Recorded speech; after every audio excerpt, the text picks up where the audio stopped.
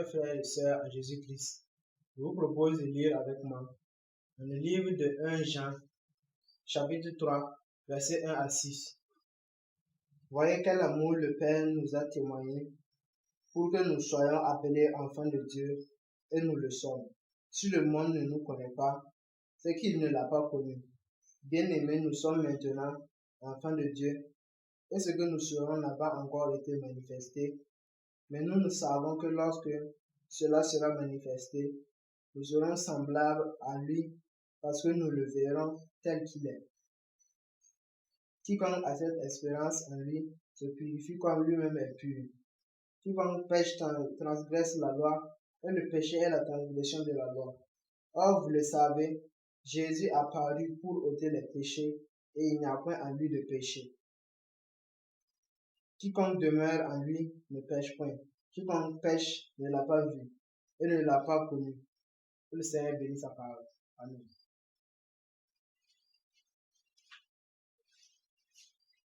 Bonjour, chers frères et sœurs en Jésus-Christ. Que le Seigneur vous bénisse et vous garde. Je vous invite à ouvrir la Bible avec moi dans l'épître de Paul aux Colossiens, chapitre 3, et à partir du verset 1. Colossiens 3, verset 1. Si donc vous êtes ressuscités avec Christ, cherchez les choses d'en haut, où Christ est assis à la droite de Dieu. Affectionnez-vous aux choses d'en haut et non à celles qui sont sur la terre. Vous êtes morts et votre vie est cachée avec Christ en Dieu. Verset 4.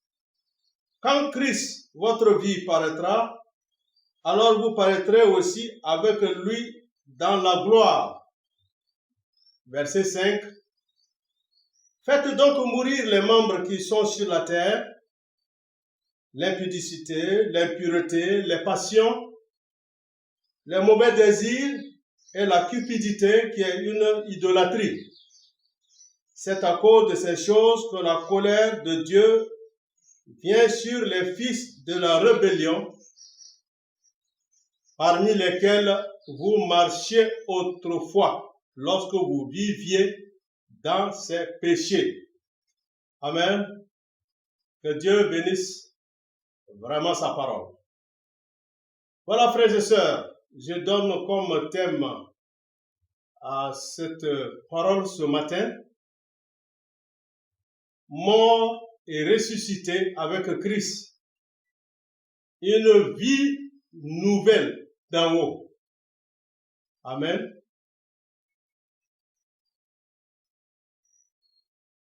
Frères et sœurs, la parole de Dieu nous appelle à une vie complètement transformée.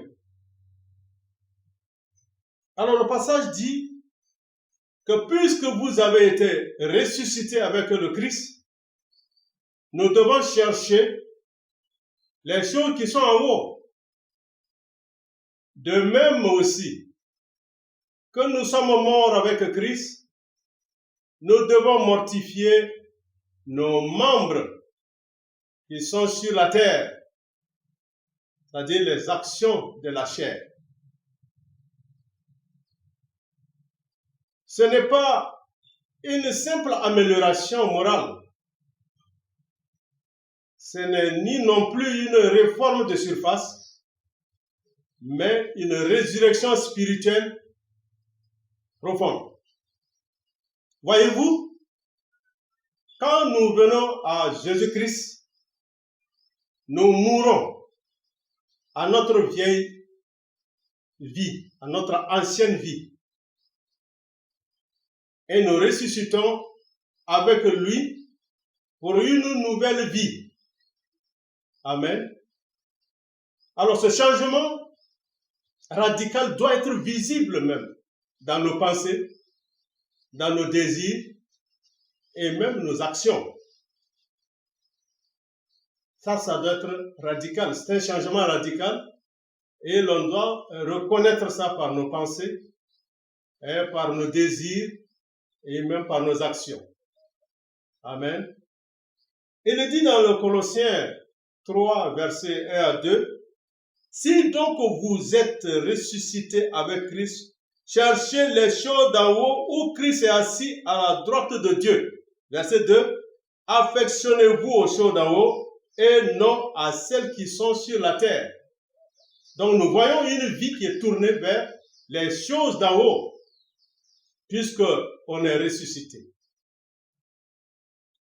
Donc notre résurrection avec Christ doit changer notre orientation.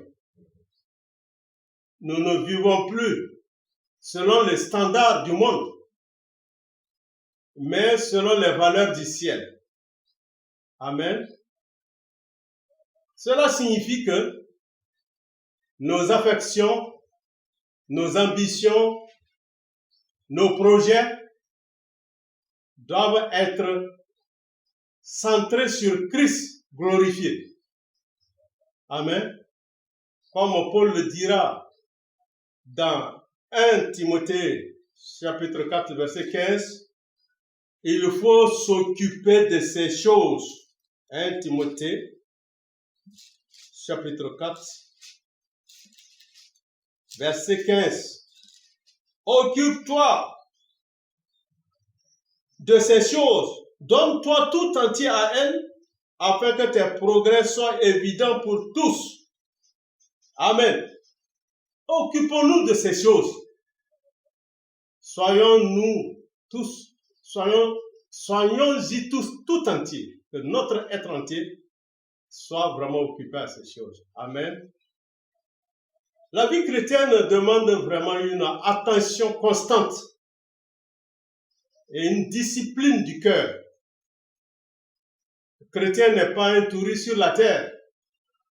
Non, c'est un citoyen du ciel. Comme nous le dit, ça nous le dit dans Philippiens 3, verset 20. Philippiens 3, verset 20. Philippiens 3, verset 20. Car notre cité à nous est dans les cieux, d'où nous attendons aussi comme sauveur le Seigneur Jésus-Christ. Amen. Notre cité est dans le ciel. On attend Jésus-Christ comme Seigneur et Sauveur.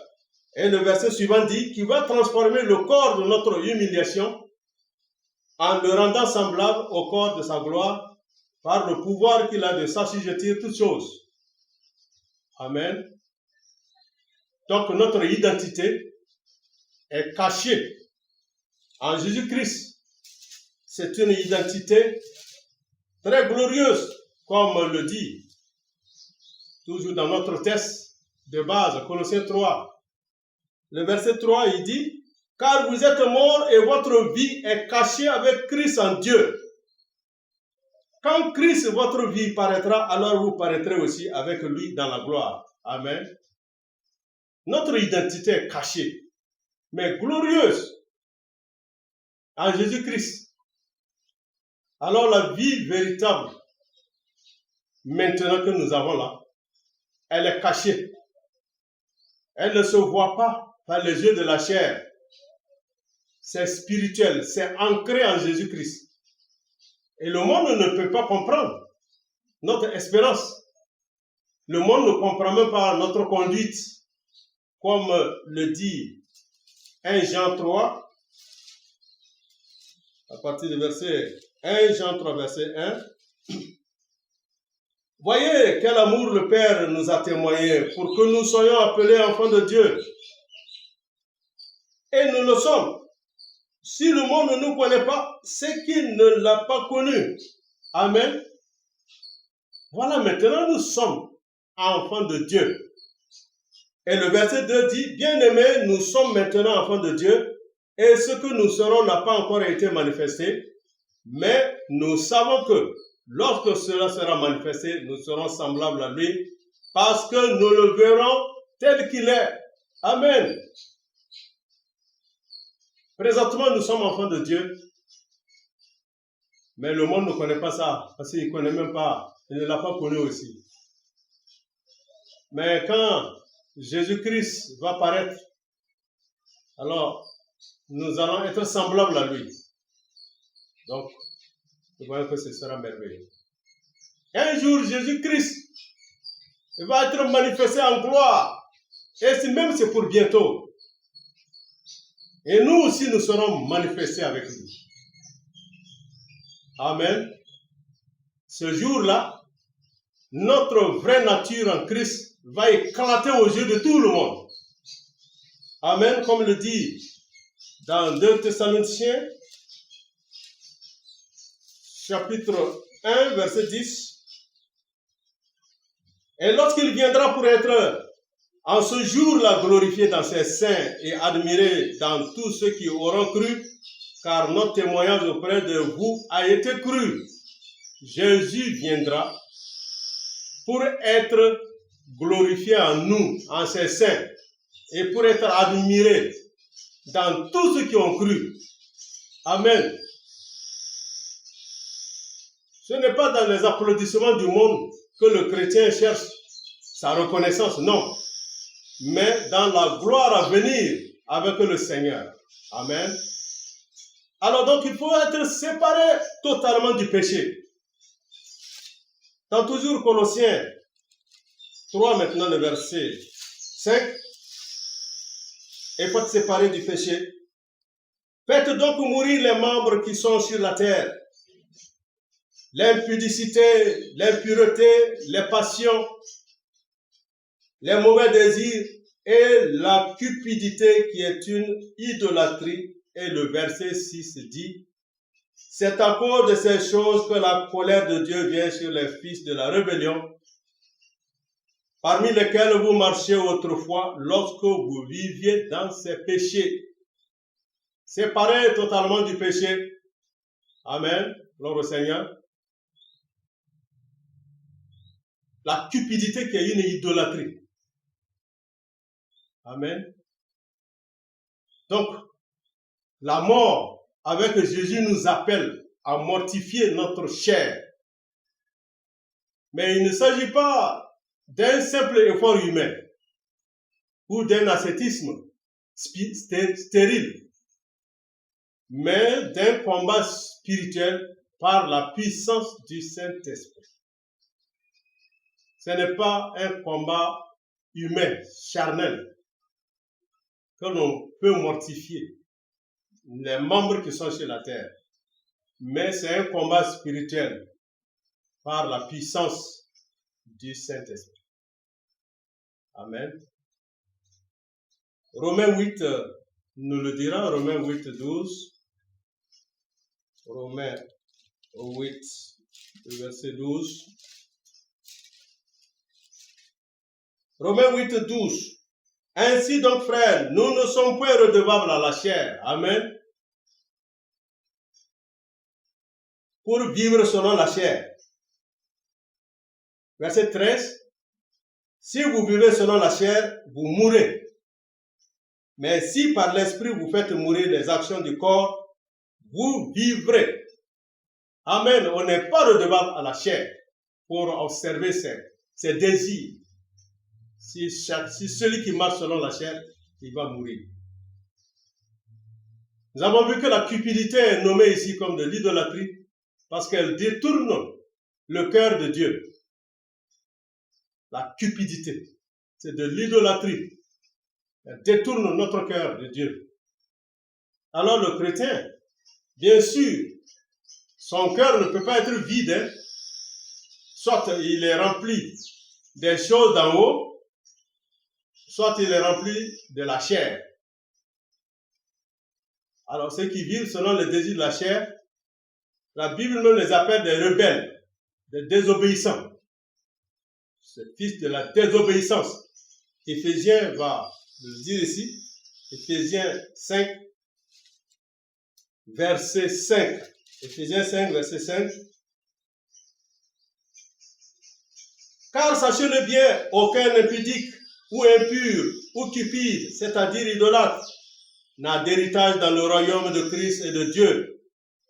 que personne ne vous séduise par de vains discours, car c'est à cause de ces choses que la colère de Dieu vient sur les fils de la rébellion. Amen. La colère de Dieu vient sur tous ceux qui observent et marchent dans les œuvres de la chair.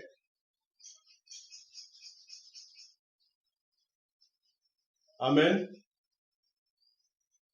Nous avons une image illustrée ici par rapport à Israël. Quand nous lisons dans Josué 4, à partir du verset 1, une illustration de la mort ici et de la résurrection. Josué 4, quand nous regardons à partir du verset 1, il est dit là-bas, lorsque toute la nation eut achevé de passer le Jourdain, l'Éternel dit à Josué, prenez 12 hommes parmi le peuple, un homme de chaque tribu, donnez-leur cet ordre, enlevez d'ici du milieu du Jourdain, de la place où des sacrificateurs se sont arrêtés de pied ferme, 12 pierres que vous emporterez avec vous et que vous déposerez dans le lieu où vous passerez cette nuit. Josué appela les 12 hommes qu'il choisit parmi les enfants d'Israël et un homme de chaque tribu, et il leur dit, passez devant l'arche de l'Éternel, votre Dieu, au milieu du Jourdain, et que chacun de vous charge une pierre, que chacun de vous charge une pierre sur son épaule, selon le nombre de tribus des enfants d'Israël, afin que cela soit un signe au milieu de vous, lorsque vos enfants demanderont un jour, que signifient pour vous ces pierres?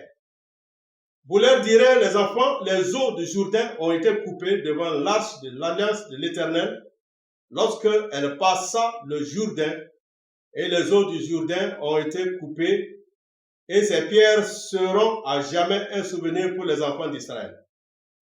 Alors, verset 9.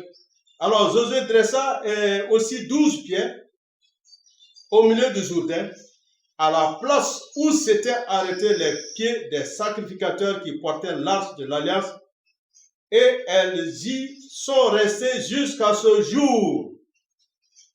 Amen. Alors, carrément au verset 20.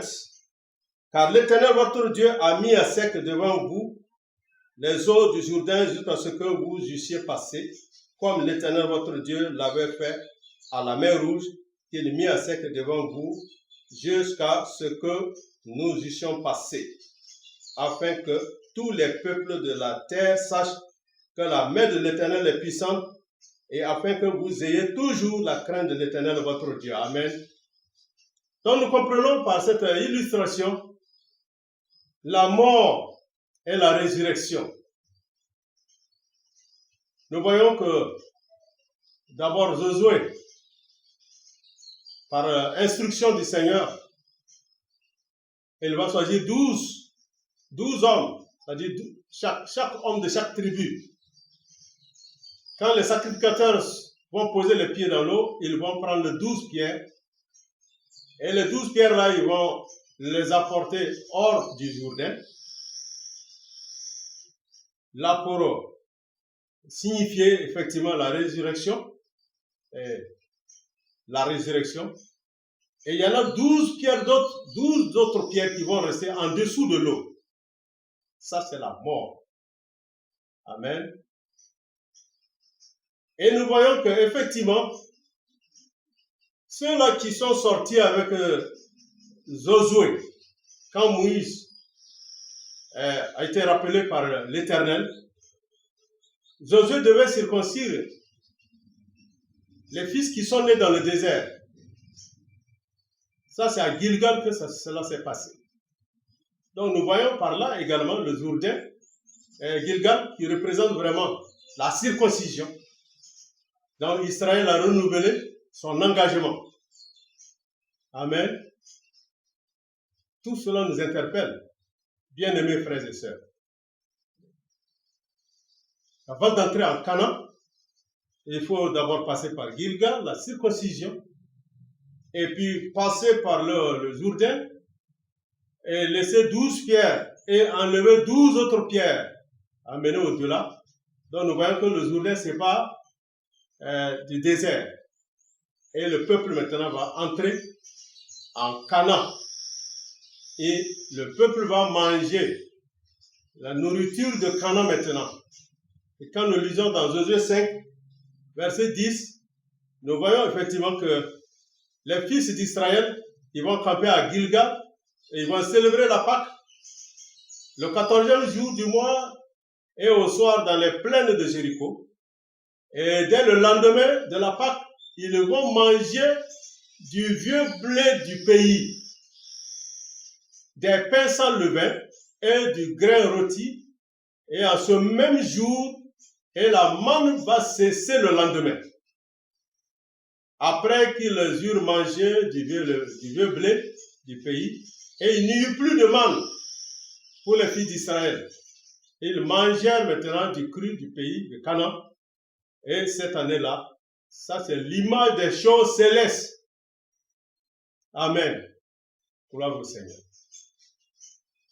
De même pour nous, Gilgal représente le lieu de la sanctification, du renoncement de soi-même. Là, nous trouvons la force pour mortifier nos membres terrestres, la circoncision, le dépouillement, le renoncement à soi-même. Jésus n'a-t-il pas dit, celui qui veut venir à moi, qu'il renonce à lui-même, qu'il prenne sa croix tous les jours. Amen. Avant d'entrer en Canaan. Donc nous voyons que nous avons une nouvelle vie. Et cette nouvelle vie se trouve en Jésus-Christ. 1 Jean 5. Allons dans 1 Jean 5. À partir du verset 11, notre nouvelle vie en Jésus-Christ. 1 Jean 5, verset 11. 1 Jean 5, verset 11. Nous disons, et voici ce témoignage, c'est que Dieu nous a donné la vie éternelle et que cette vie est dans son Fils. Celui qui a le Fils a la vie, celui qui n'a pas le Fils de Dieu n'a pas la vie. Amen. Celui qui n'a pas le Fils de Dieu n'a pas la vie. Donc nous avons une nouvelle vie dans la personne de Jésus. Amen. Ce n'est pas de la philosophie. Ce n'est pas une suite de lois religieuses, mais la personne de Jésus. Jésus lui-même. Amen. Ce Jésus, c'est lui qui est notre sécurité. Il est notre espérance. Tous les trésors sont cachés en lui, comme nous le dit Colossiens. On ne va pas le lire. Mais cette vie, nous devons vraiment vivre ça tous les jours, appuyés sur Jésus-Christ. Voyez-vous, le chrétien n'est pas seulement sauvé pour échapper à l'enfer, hein, mais il est ressuscité pour vivre pour Dieu. Amen. Romains 6, verset 11, on va nous le dire. Romains 6, 11. Romains 6, 11. Ainsi vous-même regardez-vous comme morts au péché et comme vivants pour Dieu en Jésus-Christ. Nous sommes ressuscités pour vivre pour Dieu en Jésus-Christ. Amen. Frères et sœurs, chers amis, chers internautes, la vie chrétienne véritable commence par la mort au péché et se poursuit par une résurrection en Christ. Amen. Ce n'est pas une option, hein, mais c'est notre identité. Recherchons les choses d'en haut, attachons-nous à Christ, mortifions nos convoitises et marchons comme des ressuscités. Le monde ne nous comprendra pas, ça c'est sûr, mais bientôt Christ apparaîtra et tout cela sera révélé. Amen. Parce que notre vie en Jésus-Christ est cachée en Jésus-Christ. Alors quand il va paraître, comme Colossiens 3, 4 le dit, nous allons voir sa gloire, nous allons paraître aussi avec lui. Alors, donc nous comprenons, quand nous regardons toujours dans Colossiens 3, à partir du verset 8, qu'il faut se dépouiller du vieil homme, le vieil homme, et revêtir le nouvel homme. Amen. Le vieil homme. Il faut s'en dépouiller. Colossiens 3, verset 8. Mais maintenant, renoncez à toutes ces choses, à la colère, à l'animosité, à la méchanceté, à la calomnie, aux paroles déshonnêtes qui pourraient sortir de votre bouche. Ne mentez pas les uns aux autres, vous étant dépouillés du vieil homme et de ses œuvres, et ayant revêtu l'homme nouveau qui se renouvelle dans la connaissance, selon l'image de celui qui l'a créé. Amen. Et le verset 11, il n'y a ici ni grec, ni juif, ni circoncis, ni incirconcis, ni barbare, ni scythe, ni esclave, ni libre, mais Christ est tout et en tous. Amen. Gloire au Seigneur. Se dépouiller du vieil homme et revêtir l'homme nouveau. Amen. Gloire au Seigneur.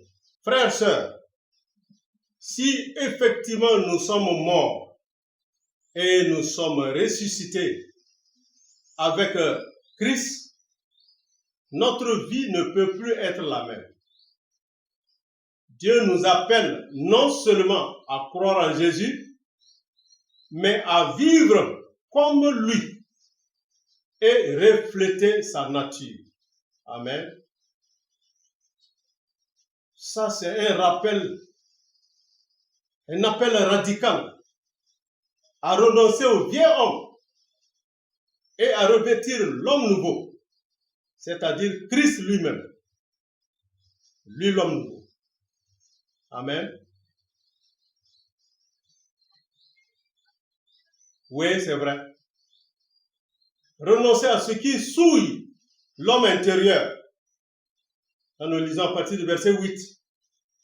Mais maintenant, renoncer à toutes ces choses, la colère, le courroux, la méchanceté, les insultes, les paroles grossières qui pourraient sortir de votre bouche. Et ne mentez pas les uns aux autres. Vous vous êtes débarrassés de l'être humain ancien, du vieil homme, avec ses agissements. Comme le dit le verset 8 et le verset 9 de Colossiens 3. Amen. Vous voyez le premier péché, l'un des premiers péchés qui a été jugé dans l'église primitive, ça a été quoi? Ça a été le mensonge de Ananias et Saphira. Vous connaissez bien ce récit. Un gros mensonge. Voilà. Et nous avons vu la suite. La mort. Dieu prend le péché au sérieux. Surtout quand il vient souiller la communion fraternelle. Et qui s'est passé avec Ananias et Saphira? Ça vient pour polluer. Donc le jugement était déjà intransigeant, était vraiment catégorique.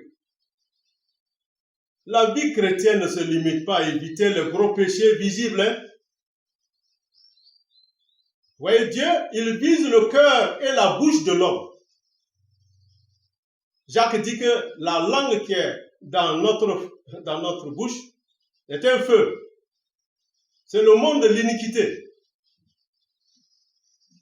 Et le Seigneur lui-même dit dans Matthieu 15, 18 que c'est ce qui sort de la bouche, c'est ça qui souille. Ce qui sort de la bouche vient du cœur. Et c'est ça qui rend l'homme impur. Amen. Il faut s'en débarrasser du vieil homme. L'apôtre Paul ne dit pas de l'améliorer. On n'améliore pas le vieil homme. Il ne s'agit pas de le réformer, mais de le rejeter complètement. Oui. Il faut le rejeter complètement. Ce que la Bible nous dit. Amen. Il est à rejeter, pas à l'améliorer. Parce que vous vous en êtes déjà dépouillé. La Bible dit que c'est déjà un truc qui est fait. Donc, il faut enlever. C'est comme on enlève un habit sale et on remet un propre. On se revêt d'un propre. Amen. Ce n'est pas une œuvre progressive. Non, Paul ne dit pas que c'est progressif. Non. Le vieil homme a été crucifié. Comme nous le dit, disons dans Romains 6.6. Romains 6.6, il est déjà crucifié. Romains 6.6. Sachant que notre vieil homme a été crucifié avec lui, afin que le corps du péché fût détruit, pour que nous ne soyons plus esclaves du péché. Amen. Il est déjà crucifié. Amen. À la croix, Christ n'a pas seulement porté nos péchés, mais il a mis fin à notre ancienne nature. Il a mis fin. Et ce que nous avons à faire aujourd'hui, c'est de marcher dans cette réalité, en refusant de nourrir les désirs de la chair. Pour refuser de nourrir les désirs de la chair. Paul nous avertit que la chair et l'esprit sont opposés. Dans Galates 5, 17, on peut le lire. Sont opposés entre eux. Et ce combat est réel. Mais la victoire est certaine si nous marchons par l'esprit. Revêtons-nous de l'homme nouveau. Vous avez revêtu, la Bible dit que vous avez déjà revêtu de l'homme nouveau. Et ça se renouvelle par la vraie connaissance de Dieu. Amen. Et conformément à l'image de celui qui l'a créé. C'est ça, c'est Jésus-Christ. Revêtir l'homme nouveau, c'est vivre la vie de Jésus-Christ. Amen. C'est la vie divine en nous. Nous avons été recréés dans la connaissance de Dieu par la foi en Jésus-Christ. C'est une nouvelle création. Comme l'apôtre le dit, nous connaissons ça très bien. Dans 2 Corinthiens 5, 17, si quelqu'un est en Christ, il a une nouvelle créature. Les choses anciennes sont passées. Voici toutes choses sont devenues nouvelles. Nous avons été recréés. Amen. Le nouvel homme est formé selon Dieu dans la justice et la sainteté. C'est ça qui plaît au Seigneur. Lisons dans Éphésiens 4, le verset 24. Éphésiens 4, 24. Et à revêtir l'homme nouveau, créé selon Dieu dans une justice et une sainteté que produit la vérité. Amen. C'est ça. Dieu l'a accompli en Jésus-Christ, au travers de Jésus-Christ. C'est ça qui reflète le caractère de Christ. C'est lui qui est notre modèle. Dieu nous a déjà donné l'image parfaite. Et cette image, c'est Jésus-Christ. Amen. Jésus est tout et en tous. Nous allons terminer notre passage dans le verset 11 de Colossiens. Colossiens 3, verset 11. Colossiens 3, verset 11. Et il n'y a ici ni grec, ni juif, ni circoncis, ni incirconcis, ni barbare, ni scythe, ni esclave, ni libre, mais Christ est tout et en tous. Amen. Jésus-Christ est tout et en tous. Il n'y a plus esclave, il n'y a plus scythe, il n'y a plus barbare. Donc, c'est Jésus-Christ qui est là. Frères et sœurs, en Jésus-Christ, toutes les barrières tombent. En Jésus-Christ, toutes les barrières tombent. Il n'y a plus de division ethnique. Il n'y a plus de division sociale. Il n'y a plus de division religieuse. Christ est tout. C'est lui notre vie. C'est lui qui est notre Père. C'est lui qui est notre justice et notre sagesse. Comme le dit 1 Corinthiens 1, verset 30. Amen.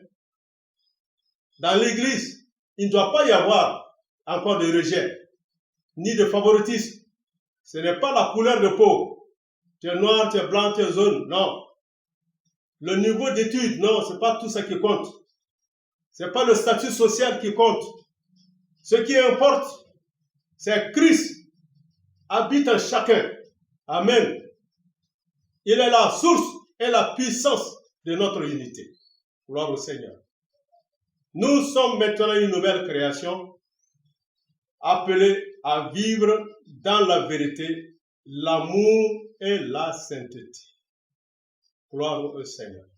Voilà, bien-aimés, frères et sœurs en Jésus-Christ, chers internautes, nous sommes ressuscités avec Jésus-Christ. Et nous, notre vie est dans le ciel avec lui. Alors nous devons penser aux choses d'en haut.